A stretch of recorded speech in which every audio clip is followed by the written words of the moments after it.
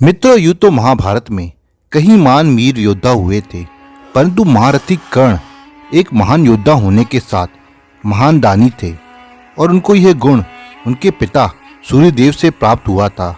कहा यह भी जाता है कि उनका यही गुण उनकी मृत्यु का कारण बढ़ा। मित्रों, हम सभी जानते हैं कि कर्ण ने इंद्रदेव को कवच और कुंडल दान किया था, लेकिन मित्रों इसके पीछे वास्तविक कहानी क्या थी? जब महारथी कर्ण ने अपने कवच कुंडल का दान किया था, तब इसके पीछे क्या घटना घटी थी, आज की वीडियो में हम जानेंगे। आज से पहले इसकी जानकारी किसी ने नहीं दी, इसलिए आप इस वीडियो के अंत तक बने रहे। महाभारत के पर्व में लिखा है कि भगवान श्री कृष्ण को यह पता था कि जब तक कर्ण के पास दिव्य कवच और कुंडल है, तब तक संसार का कोई भी योद्धा कर्ण को नहीं मार सकता। ऐसे में उन्हें अपने प्रिय मित्र अर्जुन के प्राण का भय था और दूसरी तरफ देवराज इंद्र को भी अपने प्रिय पुत्र के प्राणों का भय था और वह जानते थे कि कर्ण वह योद्धा है जिसने देवराज इंद्र के अहंकार को तोड़ दिया था और वह अर्जुन के लिए घातक साबित हो सकता है। इसलिए भगवान श्री कृष्ण और देवराज इंद्र जानते थे कि अर्जुन की सलामती के लिए कर्ण के कवच कुंडल दूर करना अति आवश्यक है। इस कारण भगवान श्री कृष्ण और देवराज इंद्र ने एक उपाय किया। देवराज इंद्र साधु का वेश धारण करके कर्ण के द्वार पहुंच गए। वहां सभी साधु दान प्राप्त कर रहे थे। देवराज इंद्र भी उन साधुओं की पंक्ति में खड़े हो गए और महारथी कर्ण सभी साधुओं को दान कर रहे थे। जैसे ही इंद्र की बारी आती है, तब उन्होंने कहा, हे राजन, मैं बहुत दूर से आया हूँ। आपकी प्रसिद्धि सुनकर मैंने सुना है कि इस धरती में आपसे बड़ा दानी कोई नहीं है, मगर मैं फिर भी चाहता हूँ कि आप संकल्प लेकर मेरी शंका को दूर करें। महारथी कर्ण ने यह बात सुनकर संकल्प लिया और कहा, हे ब्राह्मण देव, मैंने संकल्प लिया है कि आप दान मांगे। तब देवराज इंद्र ने बिना क्षण गवाए कर्ण से उनके कवच कुंडल मांग लिए। तब उस समय ऐसा लगा कि धरती का समय रुक गया है, हवाएं रुक सी गई है, संसार रुक सा गया है।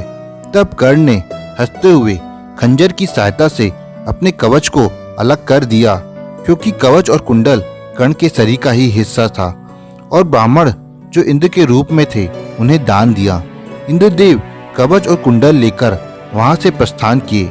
उनको डर था कि कहीं कर्ण को इस सच्चाई का पता न चल जाए कि वे ही इंद्र हैं और अपने कवच कुंडल वे वापस ना मांग ले।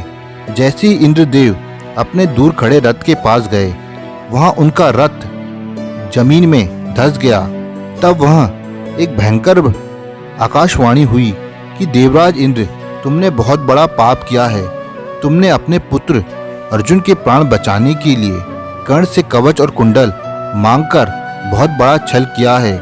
ना तो तुम आगे जा सकते हो, ना ही तुम्हारा रथ आगे जा सकता है।